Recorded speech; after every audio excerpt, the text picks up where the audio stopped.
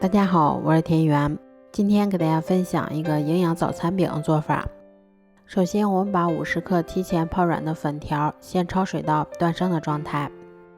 焯好水后，我们先把它放到大碗里面，稍微晾凉后，我们再打入2颗鸡蛋，鸡蛋的重量大约是120克。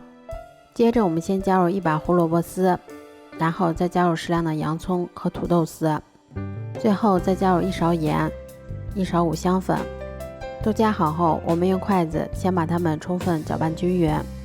搅匀后，我们再少量多次的加入大约80克的普通面粉，然后用筷子先把它们搅拌成像这种稍微有些粘稠的菜糊就可以啦。接着我们把电饼铛先预热刷油，然后再把我们调好的菜糊倒入到电饼铛里面。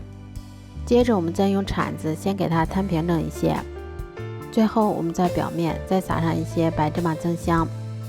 全程用中大火烙，最后烙至两面金黄后就可以出锅啦。这样做出的蔬菜鸡蛋早餐饼吃起来非常的营养美味，而且做法也非常的简单快速。如果喜欢的话就试试吧。喜欢我的视频就关注我吧，谢谢您的支持。